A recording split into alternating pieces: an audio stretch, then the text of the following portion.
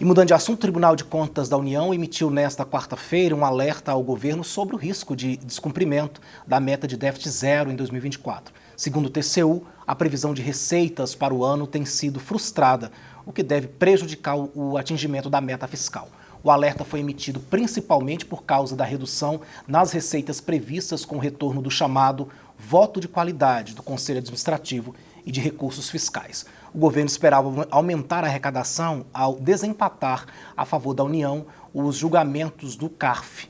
A projeção para o orçamento de 2024 era de 54 bilhões de reais de arrecadação com voto de qualidade. Depois, o valor foi revisado para 37 bilhões de reais, segundo o TCU. Rafael Costa, será que o governo realmente não vai conseguir aí cumprir nessa meta fiscal tão falada, que foi o déficit zero, tão defendida, né, inclusive pelo ministro da Economia, Fernando Haddad? Alex, isso é uma informação que todo mundo que tem um mínimo de conhecimento sobre economia, ou pelo menos curiosidade sobre o assunto, já sabia, né? Nós estamos aí basicamente finalizando o segundo ano do governo Lula, já caminhando para o final, e o que nós podemos observar é que no primeiro ano o governo entregou um déficit de 230 bilhões de reais, e agora, no segundo ano, nós já temos pelo menos até o primeiro semestre algo aí em torno de 60 e poucos bilhões de déficit. Ou seja, se as coisas caminharem desta forma, se pelo menos o governo conseguir empatar no segundo semestre, ele vai ter o grande desafio de, nos 2 anos restantes, retirar um déficit de 300 bilhões de reais para só então se falar em lucro. E observem que esse cenário ele acontece no momento em que o governo só faz implementar taxas e impostos em uma população que já a tendência quando você cobra impostos é empobrecer.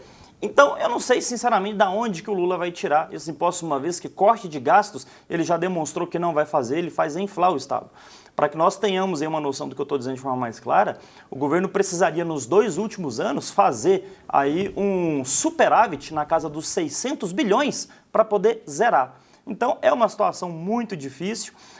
O governo ele trocou aquilo que nós chamávamos, né, do teto de gastos que foi implementado lá com o Temer, que tinha justamente o objetivo de evitar que isso acontecesse. Ou seja, o governo ele não poderia gastar e fazer déficits da forma que achasse melhor. Trocou-se isso por aquilo que nós chamamos agora do arcabouço fiscal, que na verdade é um buraco fiscal, né? Porque ele permite que quanto mais você arrecade, mais você gaste. Então o governo fica nessa senha de cobrar mais impostos para que possa dessa maneira gastar mais, dizendo para as pessoas aí que vai chegar em um déficit zero, coisa que estão nos números, é nítido que isso não vai acontecer. Professor Badião, qual a dificuldade do governo em fechar essas contas aí? Claro, é muito claro o que está acontecendo. O presidente tem que buscar mais dinheiro para completar o orçamento da sua administração durante o ano. Já tem 60 bilhões, vai chegar a 300 bilhões, como o doutor Rafael muito bem colocou. Só que esquece, doutor Rafael, esquece o pessoal da direita de que o banqueiro vai levar esse ano, só de juros, 2 trilhões de reais. 2 trilhões de reais naquela taxa de 10,50.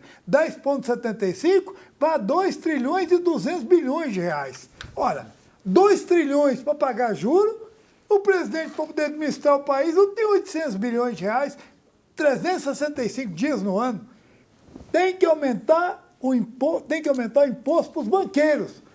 Para que cobrar só 15% deles e cobrar de mim, do Rafael e do Alex, 25, 27,50? Tem uma coisa errada. O cidadão paga 27, o banqueiro que tem lucro exorbitante paga só 15 e tem outras taxas dele que é de 8% só. Meu amigo, lucro financeiro, 8%, o lucro do coitado do agricultor, do coitado do trabalhador, do coitado do servidor público é 27,50 e vai para 32 com esse arcabouço fiscal que o Haddad está desenhando para encher o rabo dos banqueiros de mais dinheiro. Isso é um absurdo.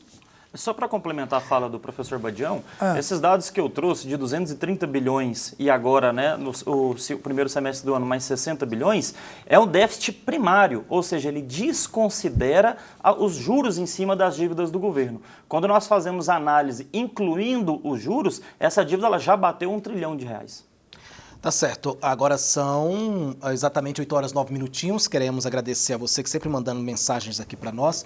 Inclusive, eu vou ler algumas mensagens aqui do pessoal que vai passando aqui, né, mandando sua mensagem através do nosso WhatsApp, que é o 629-9109-5099, já está aparecendo aí na sua tela. Eu tenho aqui a participação do Almir, que ele fala o seguinte, ainda sobre aquele problema que a Mariana trouxe agora há pouco das queimadas. O Almir Pinheiro, esses incêndios na Chapada dos Veadeiros são colocados pelos turistas, segundo a opinião dele. A maioria são usuários de droga, ficam doidos e veem discos voadores, segundo a opinião dele. O Ramiro Bessa fala aqui pra gente, se for para conter o avanço da inflação, esse aumento do juro é bem-vindo. Faça como o Almir e também o Ramiro, mande sua mensagem para nós, 629-9109-5099.